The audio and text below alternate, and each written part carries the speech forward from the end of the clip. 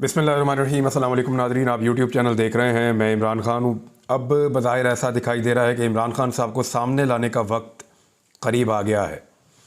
यानी हर चीज़ की एक लिमिट होती है और एक वक्त के बाद आपको चीज़ों को वापस ठीक करना पड़ता है या नॉर्मलाइज़ करना पड़ता है। क्योंकि देखें, इमरान खान साहब को गायब करना, मीडिया की नज़रों से दूर कर देना, उनको जेल के अंदर बंद कर देना, कोई शख्स उन्हें देख भी ना पाए, कोई उनकी आवाज़ भी ना सुन पाए, सवाए एक ऑडियो के जो लीक की गई जानबूझकर इमरान खान साहब को डीफेम करने के लिए। उसका एक हिस्सा बल्कि उल्टा काम कर गया। इमरान खान साहब को फ़ायदा हो गया, जिसने लीक की वो भी बेवकूफ़ी कर गया। और दूसरा, एक तस्वीर जो है वो जो इमरान खान साहब की लीक की गई और वो पाकिस्तान तहरीक इंसाफ के लोगों ने लीक की थी जेल से, उसके अलावा कोई चीज़ उनकी आज तक सामने नहीं आई। इमरान खान साहब को लंबे अरसे तक गायब करने का मकसद ये था कि लोगों के दिमाग से उनका अक्स ख़त्म हो जाए। लेकिन हुआ ये कि वो मज़ीद गहरा होता चला गया और लोग इमरान खान साहब की कमी को शिद्दत से महसूस करते रहे। फिर 8 फरवरी को जो भी हुआ है वो एक बहुत बड़ा दिन है। 8 फरवरी को लोगों ने अपना फ़ैसला सुनाया और पाकिस्तान तहरीक इंसाफ के उम्मीदवारों के लिए लोगों ने यानी एक खिड़की तोड़ किस्म की एक नुमाइश थी। एक फट्टे चक देने वाला काम हो गया था 8 फरवरी को और लोगों ने अपना फ़ैसला सुना दिया। अब ऐसा लगता है कि इमरान खान साहब आने वाले दिनों में उनको आहिस्ता आहिस्ता मंजर आम पर लाया जाएगा और हो सकता है कि उनको किसी अदालत में पेश किया जाए। ज़्यादा इम्कानात यही हैं कि उनको बनी गाला शिफ्ट किया जाए। जो इतला मेरे पास से कुछ अर्सा पहले से है वो ये है कि इमरान खान साहब को बनी गाला शिफ्ट किया जाएगा, उनको हाउस अरेस्ट किया जाएगा। बनी गाला की एक ऑप्शन मौजूद है, एक दो ऑप्शंस और हैं, उसके ऊपर भी गौर हो रहा है। इमरान खान साहब को जब शिफ्ट कर दिया जाएगा, जेल से निकाल दिया जाएगा, हाउस अरेस्ट किया जाएगा, तो उसके बाद फिर आहिस्ता आहिस्ता चीज़ों को टून डाउन किया जाएगा, चीज़ों को नीचे लेकर जाएंगे।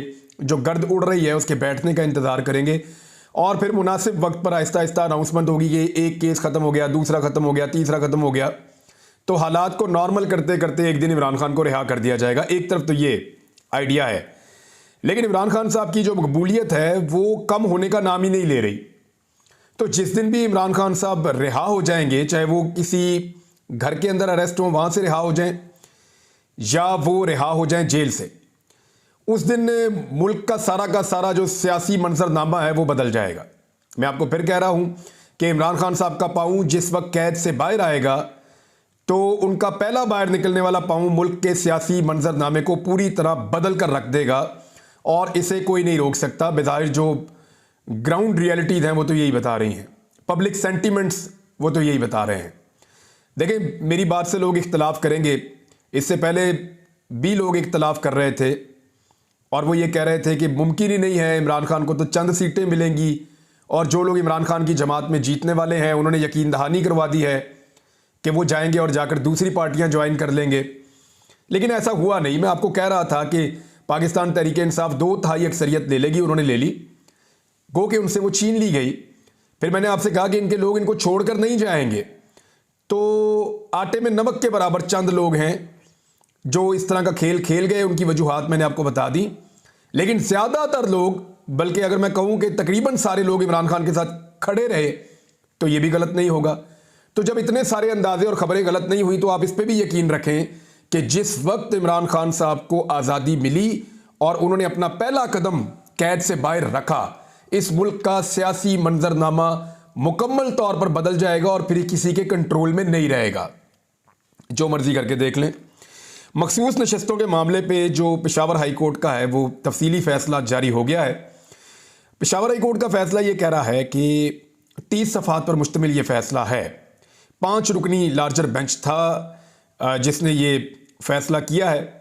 फैसले के मुताबिक यह है कि सुन्नी इत्तेहाद कौंसिल ने क्योंकि एक भी सीट नहीं जीती तो उनके पास मखसूस नशिस्तें हासिल करने का कोई जवाज़ मौजूद नहीं है, नंबर 1। नंबर 2, ये फैसला ये कह रहा है कि एक तो वो क्योंकि सीटें जीते ही नहीं तो मखसूस नशिस्तें उनको दी नहीं जा सकती, और दूसरा जो पाकिस्तान तहरीक इंसाफ ने कहा था कि भाई फिर अगर हमें नहीं दे रहे तो इनको क्यों दे रहे हैं हमारी जीती हुई सीटें, तो इस पर भी हाई कोर्ट ने कहा कि ये तो इलेक्शन कमीशन ऑफ पाकिस्तान ख़वातीन की नुमाइंदगी जो जीतने वाली जमातें हैं या जो इलेक्शन लड़ने वाली जमातें हैं उनके तनासुब के साथ देगा। अब ये भी पाकिस्तान तहरीक इंसाफ की इस्तदा मुस्तरद हो गई है, तो तहरीक इंसाफ के लिए ये बहुत बुरी खबर है। अब अगर सुप्रीम कोर्ट से उनको रिलीफ नहीं मिलता और सुप्रीम कोर्ट के अंदर उनकी मखसूस नशिस्तें उनको वापस नहीं मिलती, और साथ ही साथ ये मखसूस नशिस्तें अगर उनके मुखालिफ सियासी जमातों को मिल जाती हैं तो फिर 2/3 अक्सरियत जो हुकूमती इत्तेहाद है उसके पास पूरी हो जाएगी। फिर वो जैसा चाहेंगे वैसा कानून बनाएंगे इस मुल्क के अंदर, और इसमें पाकिस्तान तहरीक इंसाफ को बहुत नुकसान होगा। लेकिन एक चीज़ मैं आपको बता दूं कि कुछ वकला रहनुमा हैं जो बड़े सीनियर वकला रहनुमा हैं, अभी नाम लेना मुनासिब नहीं है, लेकिन जिन लोगों ने मुलाकातें की हैं उन्होंने, और जिनसे मेरी डायरेक्ट बात हुई है, उन्होंने भी ये बहुत क्लियरली कहा है कि काजी फायद ईसा साहब की एक्सटेंशन के मामले के ऊपर तो वकला किसी सूरत नहीं मानेंगे। एक आधा ग्रुप है वकला का जो वक्ती फ़ायदे के लिए ये करना चाह रहा है, जो PMLN के बहुत करीबी वकला हैं, वो वक्ती फ़ायदे के लिए ये करना तो चाह रहे हैं, लेकिन वकला की अक्सरियत इस बात को कभी नहीं मानेगी, तंजीमें इस बात को कभी नहीं मानेंगी कि हम इतना बड़ा एक चेंज ले आएँ कि काजी फायद ईसा साहब जो हैं उनको एक एक्सटेंशन मिल जाए, या उम्र की मुद्दत जो है उसको तब्दील कर दिया जाए, या चीफ जस्टिस ऑफ पाकिस्तान की जो मियाद है उसको ही एक मुकर्रर करके एक्सपेंड कर दिया जाए। वो इस चीज़ पे नहीं मानेंगे, क्योंकि कुछ वकला ने ये कहा जो पाकिस्तान तहरीक इंसाफ से ताल्लुक़ रखते हैं, उन्होंने कहा जी पाकिस्तान तहरीक इंसाफ ने भी ये करने की कोशिश की थी और हमने उन्हें भी नहीं करने दिया था, तो हम ये मौजूदा हुकूमत को क्यों करने देंगे, हम आखिरी लेवल तक जाएंगे। हामिद खान साहब ने तो बहुत क्लियरली कहा, उन्होंने कहा नो वे, वकला ऐसा कभी नहीं होने देंगे। और मेरे ख्याल में जो सुप्रीम कोर्ट ऑफ पाकिस्तान के मुअज़्ज़िज़ जज साहिबान हैं वो भी ऐसी कोई तब्दीली नहीं चाहेंगे, क्योंकि बाकी जज साहिबान जो हैं उनमें से कई एक ऐसे होंगे जिनको फिर चीफ जस्टिस ऑफ पाकिस्तान का ओहदा ही नहीं मिलेगा। तो ये एक मुश्किल काम है, लेकिन अगर ये हुकूमत ये कर गुजरती है तो फिर पाकिस्तान तहरीक इंसाफ अगले कई सालों के लिए इस बात को अपने दिमाग में रख ले कि उनको दीवार के साथ लगाने का सिलसिला जारी रहेगा और फिर अदालत से उनको रिलीफ नहीं मिलेगा। पाकिस्तान तहरीक इंसाफ की हिकमत अमली इन मामलात में कमज़ोर है। जो सीटें उनसे छीनी जा रही हैं, मैंने आपको पहले भी कहा, इस पर वो कुछ कर ही नहीं पा रहे और कुछ कर भी नहीं रहे, हत्ता के प्रेस कॉन्फ्रेंस तक नहीं करते, इकट्ठे होकर बैठते नहीं हैं, असेंबली में आवाज़ नहीं उठाते, किसी अदालत में जाकर आवाज़ नहीं उठाते, 10-15 बड़े वकील लेकर अदालतों में पेश नहीं हो जाते, हर जगह के ऊपर जाके हर फोरम को इस्तेमाल नहीं करते, एहतजाज नहीं करते, जहां पे ये रिकाउंटिंग हो रही है वहां पे अपनी पार्टी को मोबिलाइज और चैनलाइज नहीं करते, कोई काम नहीं करते, उम्मीदवारों को अकेला छोड़ देते हैं। वो बेचारा उम्मीदवार जब अपनी सीट हार जाता है या उसको हरवा दी जाती है, यानी आरओ गिनती करता है, 3 लाख 4 लाख वोट गिन लेता है 4-5 घंटे के अंदर अंदर और फैसला कर देता है कि जनाब ये जीत गया, कल तक ये जीता हुआ था, अब ये हार गया, इसके 15,000 वोट मुस्तरद, 20,000 वोट मुस्तरद, ये वाला जो हारा हुआ था ये अब जीत गया है, इसके वोट अब ज्यादा हो गए हैं। तो जब आरओ ये कर देता है तो वहां पे उस उम्मीदवार को भी अकेला छोड़ देते हैं, उसके लिए कोई आवाज भी नहीं उठाते, पार्टी की सतह के ऊपर भी कोई मोबिलाइजेशन, कोई चैनलाइजेशन, कोई चीज कुछ भी नहीं हो रही। तो पाकिस्तान तहरीक इंसाफ की एक बड़ी कमजोर हिकमत अमली है और इमरान खान साहब के बाहर ना होने के ये नुकसानात हैं। यानी इमरान खान साहब की जो शदीद कमी महसूस हो रही है वो 8 फरवरी के इलेक्शन तक तो नहीं हो रही थी। देखें, क्योंकि 8 फरवरी के इलेक्शन तक सारा का सारा खेल, सारा का सारा गेम जो था वो अवाम के हाथ में था। इमरान खान साहब एक लीडर हैं, उन्होंने लोगों को मोटिवेट करना था, उन्होंने लोगों को अपने बयानिए के मुताबिक अपने आप को वोट डालने के लिए कन्विंस करना था कि मेरे उम्मीदवारों को वोट डालो। तो वो इमरान खान साहब ने जेल जाने से पहले कर दिया था और जेल जाने के बावजूद उनकी जो सोशल मीडिया की टीम है वो इतनी बड़ी है और बहुत वॉलंटियर्स हैं, मैंने पिछले वीलॉग में आपको बताया भी, उन लोगों ने मिलकर ये सारा काम कर दिया था। तो इमरान खान साहब को 8 फरवरी तक तो प्रॉब्लम नहीं था, लेकिन एक्चुअली पाकिस्तान तहरीक इंसाफ 8 फरवरी की रात तक कभी नहीं हारी। हर महाज पे, हर जगह पे पाकिस्तान तहरीक इंसाफ 8 फरवरी तक जीती है। तहरीक इंसाफ हारना शुरू हुई 9 फरवरी से लेकर और आज के दिन तक हार रही है, क्योंकि इसके बाद 9 फरवरी की जो बहुत बड़ी इनको कामयाबी मिली वो उसको कैश करने में नाकाम रहे। किसी जगह पे आपको कोई ऐसा एहतजाज नजर नहीं आया, किसी जगह पे आपको कोई ऐसी मूवमेंट नजर नहीं आई जिसके जरिए से पाकिस्तान तहरीक इंसाफ अपने जीते हुए उम्मीदवारों को कम से कम सेव कर सके। होना तो यह चाहिए था, जिन उम्मीदवारों को धांधली के साथ हरवाया गया, सलमान अकरम राजा साहब 1 लाख की लीड से जीत रहे थे, कैसरा इलाही साहिबा वहां 1 लाख की लीड से जीत रही थी, रेहाना डार साहिबा वो एक बड़ी लीड से ख्वाजा आसिफ को हरा रही थी, यास्मीन राशिद साहिबा ने नवाज शरीफ साहब को धूल चटा दी लाहौर में। इस तरह बहुत सारी सीटें हैं, तकरीबन 50 सीटें तो पंजाब में, बजाय इसके कि वो अपनी सीटें वापस ले रहे होते पाकिस्तान तहरीक इंसाफ के लोग, वो अपनी सीटें गंवाना शुरू हो गए और जो सीटें गंवा रहे हैं उनके ऊपर भी बात करने को तैयार नहीं है या कोई हिकमत अमली सामने लाने को तैयार नहीं है। ना कोई कानूनी, ना कोई ऑन ग्राउंड। तो इस सूरत हाल में इमरान खान साहब की कमी तो बड़ी शिद्दत से महसूस होगी। अब ऐसा लगता है कि आने वाले दिनों में चीज़ों को नॉर्मलाइज करने के लिए इमरान खान साहब को शायद किसी दिन मंजर आम पे लाया जा सके। जैसा कि अभी इमरान खान और बुशरा बीबी के प्रोडक्शन ऑर्डर जारी 4 अप्रैल को अदालत तलब किया गया है। ये district and session court Islamabad में बानी चेयरमैन पाकिस्तान तहरीक इंसाफ और बुशरा बीबी की अदालत में पेशी के केस की समाअत हुई, जिसमें अदालत ने जमानत की दरखास्तों में साबिक वजीर आजम इमरान खान साहब और इनकी अहलिया बुशरा बीबी के प्रोडक्शन ऑर्डर जारी कर दिए। अब ये चीज़ें बता रही हैं कि बहुत जल्दी नहीं होगा, लेकिन आने वाले दिनों में इमरान खान साहब किसी दिन आपको नजर आएंगे और ये चेक किया जाएगा कि कितने लोग निकलकर इमरान खान साहब अगर बाहर आते हैं या किसी अदालत में उनको लाया जाता है तो कितने बड़े पैमाने पर लोग निकलकर रुख करते हैं उस अदालत का, और कैसे लोग निकलकर इमरान खान को वेलकम करते हैं या उनको देखने के लिए आते हैं। तो ये एक बड़ा सवाल है। साइफर के मामले में एक खबर है, वो मैं आपके साथ शेयर कर देता हूं, और वो भी हाई कोर्ट से है। यहां पाकिस्तान तहरीक इंसाफ के लिए अब अदालतों से खबरें उतनी बुरी नहीं है जितनी माजी में बुरी हुआ करती थी।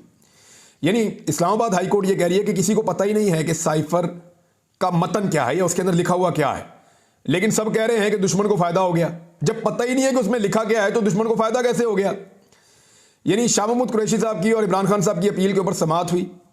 चीफ जस्टिस आमिर फारूक और जस्टिस मियां गुल हसन औरंगजेब, ये दोनों जज साहिबान वहां मौजूद थे, और सलमान सफदर साहब पाकिस्तान तहरीक इंसाफ के चेयरमैन के वकील हैं, और दीगर वकला भी वहां पे मौजूद थे।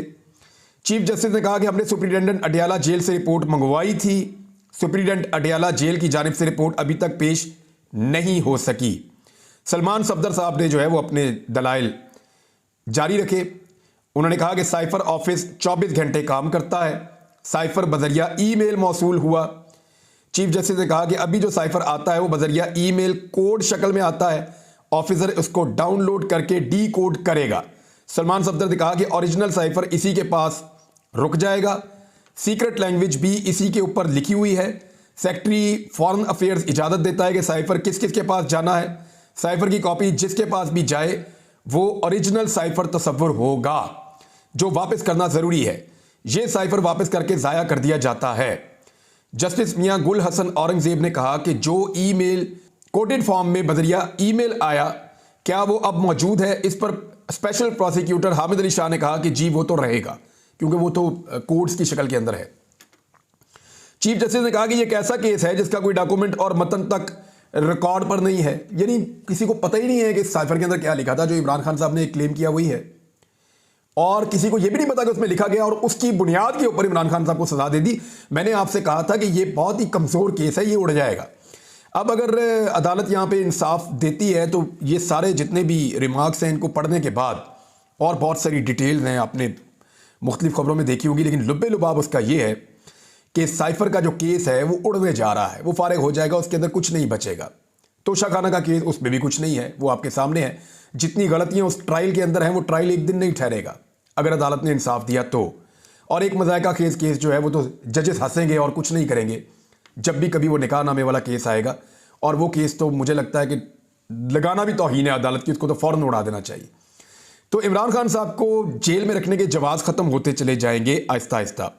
ये तो चले कुछ अच्छी खबर है, लेकिन मैं एक चीज़ और, अभी खबर चल रही है, खबरें तो बहुत सारी हैं, अगले वीलॉग में आपको बताता हूँ, लेकिन एक खबर चल रही है मैं आपके साथ शेयर कर देता हूँ। जो खबर चल रही है पहले देख लें वो क्या है। खबर यह है कि एचिसन कॉलेज के प्रिंसिपल माइकल ए थॉम्सन ने गवर्नर पंजाब से इख्तलाफात की बिना पर ओहदे से इस्तीफा दे दिया है, जबकि एचिसन कॉलेज के बोर्ड ऑफ गवर्नर के सीनियर मेंबर सैयद बाबर अली भी मुस्ताफी हो गए हैं। ये एक तरफ की खबर है। प्रिंसिपल माइकल ए थॉम्सन ने अमले के नाम खत में कहा है कि स्कूलों में अकरबा परवरी और सियासत की कोई गुंजाइश नहीं है। इंतहाई बुरी गवर्नेंस की वजह से मेरे पास कोई और चॉइस नहीं है कि मैं इस्तीफ़ा दूं। मामला यह है कि आहद चीमा साहब जो शहबाज शरीफ साहब के बहुत करीबी साथी हैं और उनकी करीबी काबीना का हिस्सा हैं, तो आहद चीमा साहब जो हैं उनके 2 बच्चे पढ़ते थे एचिसन के अंदर, और उनकी फ़ीस माफ़ी के लिए कि उनकी फ़ीस माफ़ कर दी जाए, गालिबन 2 साल की है, तो उनकी फ़ीस माफ़ कर दी जाए, इस सवाल से गवर्नर का प्रेशर क्यों डलवाया गया एचिसन पे, और एचिसन कॉलेज के प्रिंसिपल ने यह मानने से इनकार कर दिया। और जब उन्होंने ये मानने से इनकार कर दिया तो इस बुनियाद के ऊपर उनके ऊपर दबाव और बढ़ा, और फिर उन्होंने इस्तीफ़ा दे दिया। एक तरफ की कहानी तो ये है। लेकिन काजिम खान साहब बड़े मोतबर जर्नलिस्ट हैं और इनका ताल्लुक डेली टाइम्स से है और पाकिस्तान भर के अखबारात को लीड करते हैं एक तंजीम को। तो काजिम खान साहब ने जो बात की उसको भी फेंका नहीं जा सकता। उन्होंने कुछ हकायक सामने रखे हैं, तो बात कुछ भी हो हकीकत बयान ज़रूर करनी चाहिए। उन्होंने ये दावा किया कि अहद चीमा की जो बीवी हैं, ये जून 2022 में इनको वफाकी हुकूमत में ट्रांसफ़र किया गया था। तो इन्होंने एचिसन कॉलेज से कहा कि मेरे बच्चों को एक लंबी ब्रेक दे दी जाए क्योंकि मुझे वहाँ भेज दिया गया, मेरे बच्चे मेरे साथ जाएंगे। तो प्रिंसिपल ने पूरी फ़ीस की अदायगी के साथ मशरूत कर दिया। उस वक्त उन्होंने कहा जी पूरी फ़ीस आप देंगे, जब भी आप वापस आएंगे बच्चों की पूरी फ़ीस देंगे। अगर आप पूरी फ़ीस देंगे तो फिर हम आपको जो है वो आपके बच्चों को इतनी लंबी छुट्टी दे देते हैं। तो उन्होंने कहा ठीक है, वो लेकर अपने बच्चों को चली गई। उन्होंने अपने बच्चों को इस्लामाबाद में पढ़ाना शुरू कर दिया। अब जब उनके हालात बेहतर हुए, उनके मियाँ जो हैं वापस वो इक़्तिदार में आ गए, शहबाज शरीफ साहब इक़्तिदार में आ गए, तो अब सारी चीज़ें उनके कंट्रोल में थी। तो उन्होंने कहा जी बच्चे वापस एचिसन में। अब जब बच्चों को वापस एचिसन में लाना था तो इस सूरत हाल में उन्होंने कहा जी हम फ़ीस नहीं दे सकते, हमने उस स्कूल की दी है जहाँ इस्लामाबाद में पढ़ाया, अब यहाँ पर भी फ़ीस देंगे तो डबल हो जाएगी। तो इसके लिए क्योंकि अब उनकी हुकूमत है, उन्होंने गवर्नर का दबाव डलवा दिया। तो जब गवर्नर का दबाव डलवाया तो ये मामला उन्होंने बोर्ड ऑफ गवर्नर के सामने रख दिया और वहाँ पे इन्फ्लुएंस करके ये मंजूर करवा लिया कि जो बच्चे भी लंबी छुट्टी पर जाएंगे वो अपनी फ़ीस अदा नहीं करेंगे। प्रिंसिपल ने कहा कि ये गलत है, इस तरह तो ये एक रास्ता खुल जाएगा, जो मर्जी दिल करेगा अपने बच्चों को ले जाएगा, जहाँ मर्जी पढ़ाएगा, जब दिल करेगा ला के वापस वहीं से शुरू करवा देगा और वो फीस भी नहीं देंगे और वो सीटें भी अपने पास कंट्रोल में रखेंगे। तो ये उसूली तौर पर प्रिंसिपल को लगा कि गलत है और वो इसके खिलाफ खड़े हो गए। अब ये दबाव बढ़ता गया और इस बुनियाद के ऊपर यानी बच्चे दो स्कूलों की फीसें अदा नहीं कर सकते। एक तरफ का मौक़िफ़ ये है कि हमारे बच्चे लंबी छुट्टी पर चले गए थे, लेकिन जब गए थे तब उनको पहले बता दिया था कि आप वापस आएंगे आपको पूरी फीसें देनी पड़ेंगी। अब वापस आए तो इक़्तिदार भी साथ है, तो इक़्तिदार का आपको पता है नशा और ताकत अलग होती है। तो गवर्नर को कह के उन्होंने काफ़ी इन्फ्लुएंस करवाया, तो ये मामला वहाँ पर ख़राब हो गया। बोर्ड ऑफ गवर्नर से उन्होंने अपनी मर्जी करवा ली क्योंकि बोर्ड ऑफ गवर्नर्स के अंदर ज़्यादातर बंदे पाकिस्तानी हैं सारे। एक बीच में गोरा है वो अड़ गया, उसने कहा जी ये सवाल ही पैदा नहीं होता और उसकी बुनियाद के ऊपर उसने रिज़ाइन कर दिया। दूसरी जानिब ये कहा जा रहा है कि इसकी वैसे भी मुद्दत मुलाजमत ख़त्म हो रही थी तो इनको वैसे ही जाना ही था। तो अब दोनों तरफ की बातें मैंने आपके सामने रख दी है। तो ये एक स्कैंडल इसको कहा जा रहा है कि इस हुकूमत का पहला स्कैंडल सामने आ गया है। बहरहाल बाकी चीज़ें आपको अगले वीलॉग में बताता हूँ। अब तक के लिए इतने अपना ख्याल रखिएगा, अपने इस चैनल का भी। अल्लाह हाफ़िज़।